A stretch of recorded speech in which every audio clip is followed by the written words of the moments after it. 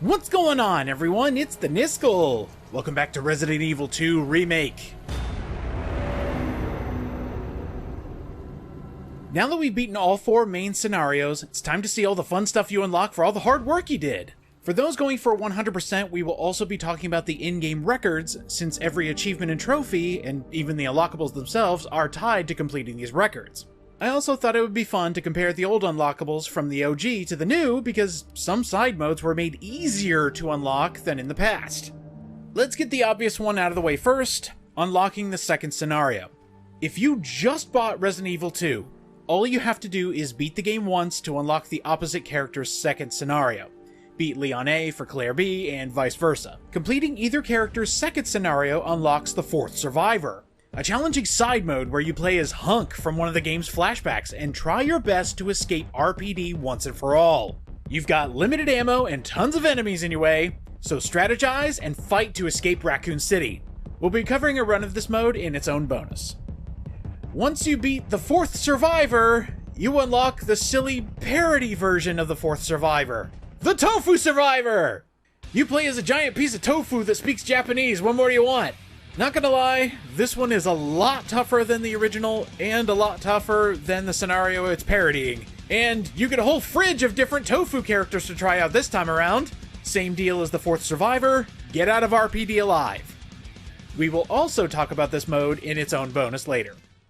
Capcom released some free LC a few months after RE2's release, so this mode is unlocked by default. The Ghost Survivors are a collection of challenges that look at what-if scenarios starring some of the bit characters introduced during the game. They are challenging, bite-sized minigames that'll test what you've learned in RE2 while adding some new monsters to deal with. Yay! They also come with their own set of records to complete and some fun cosmetics to unlock. We'll be looking at each campaign individually in their own bonuses later.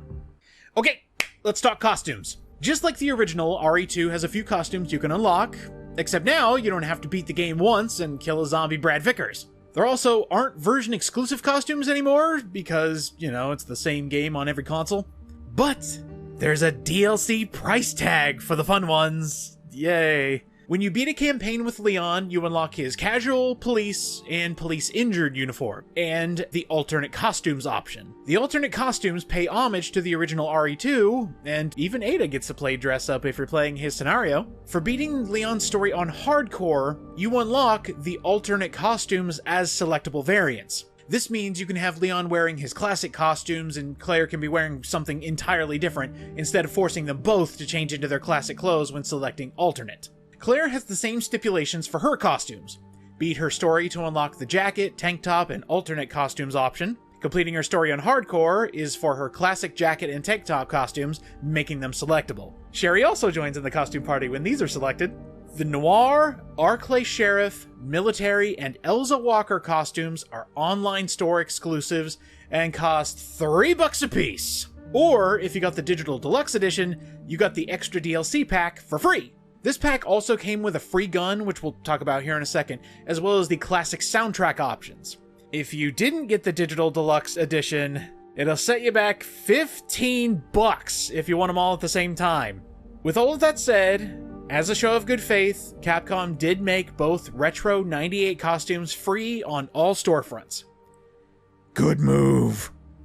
One little side note before we dive headfirst into the bonus weapons. We need to discuss how RE2 Remake calculates your final ranking for beating the game. I mentioned this during the LP, but unlike the old games, Resident Evil 2 does not judge you based on your use of first aid sprays, which means your final ranking is 100% time-based.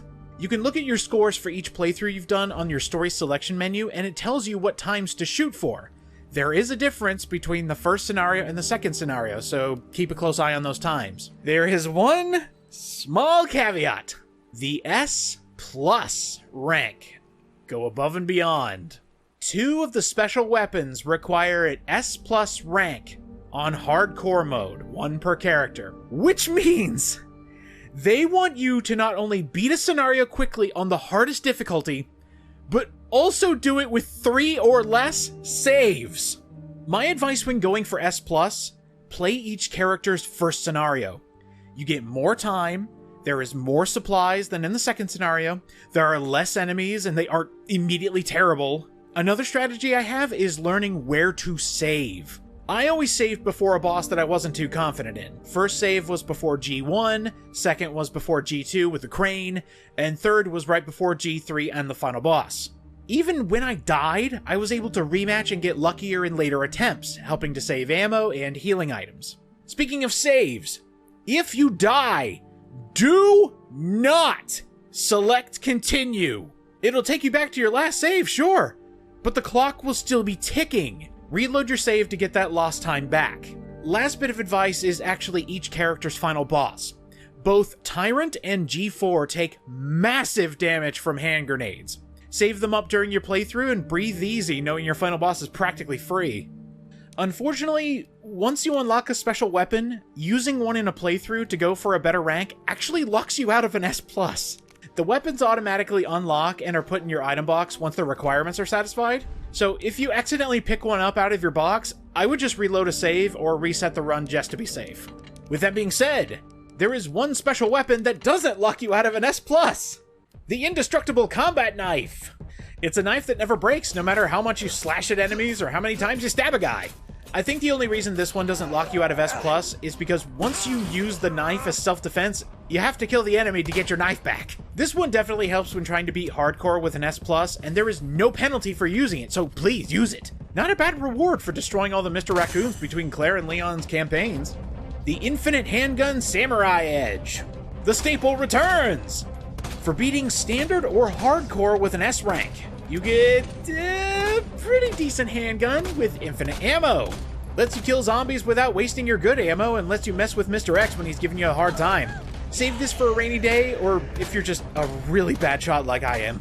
There are 3 extra variants of the Samurai Edge, but 2 are pre-order bonuses and one of them came with the Digital Deluxe Edition. Jill, Chris, and Wesker have their own versions of this handgun. Chris's version has a faster crosshair. This helps if you're in a tight spot and you need to move around, aim, and get a tighter shot.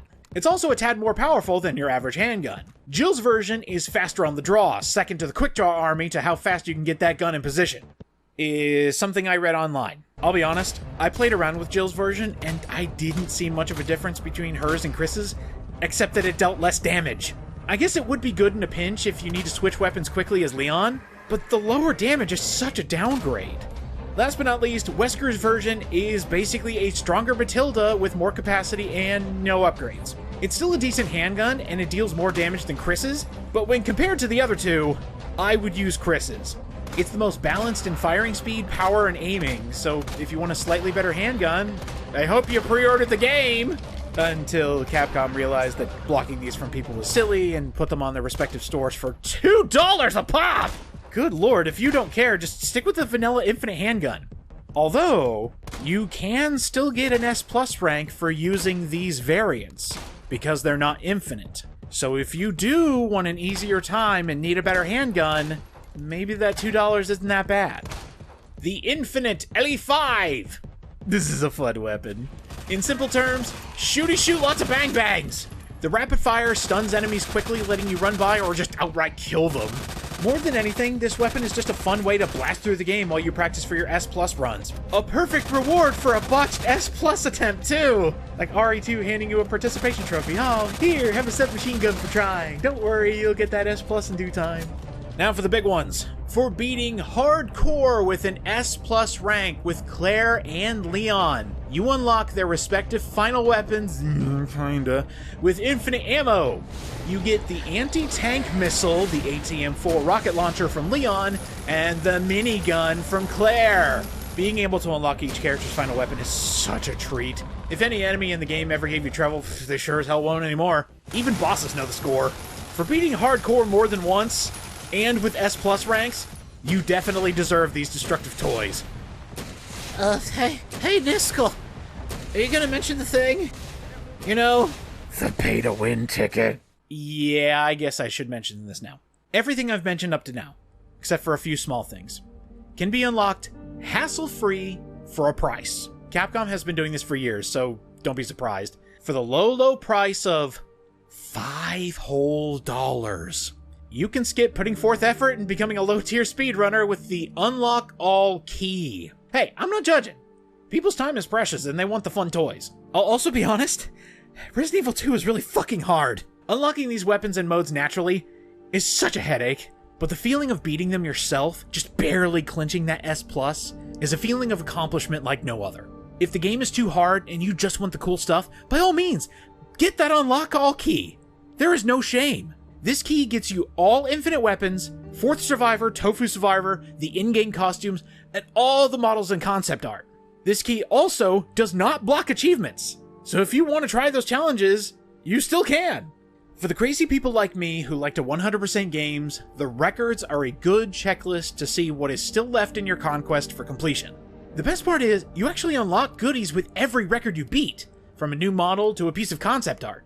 The achievements and trophies also being tied to records give you some extra accomplishments for getting that 100%. The models are exactly what they sound like. You can get a close look at the character and monster models. You can see how they move, look at all the creepy details you may have missed because you were too busy getting killed by them. I always love when Capcom does this. It lets you appreciate what the RE engine is capable of, and how it keeps improving year after year with every new Resident Evil game. You unlock records for hitting major story beats, and we looked over a good chunk of the miscellaneous records during the LP, but I want to make a special note for a few I didn't get a chance to talk about and I may have an easy solution for. For Zombie Roundup, the easiest place I found to kill 3 enemies with a single sub-weapon is actually right after killing Super Tyrant. The zombies that spill out of the door all have 1 hit point each, so chuck any remaining grenades you have and you'll get this immediately. One slick super spy, this one I actually explained pretty well, but I want to reiterate. Don't use anything other than the visualizer. Even using a self-defense weapon counts against you.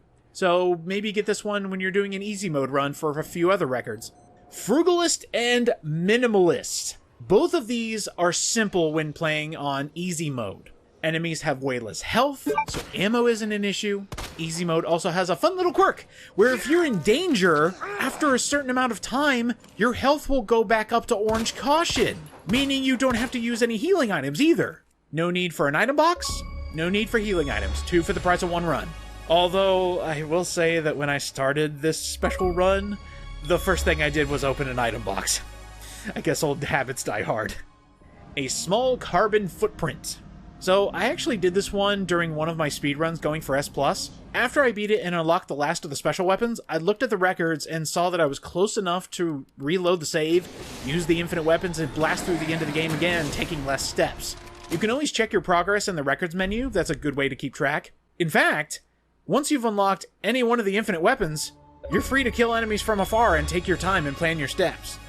And that's everything. All the other records have to do with game completion and getting higher ranks, and we've covered those. There are a few more records that need to be completed, but those have to do with the side modes, and we'll talk about those next. I unlocked all the concept art behind the scenes, so I think I'll leave you with that while I go bang my head against a wall.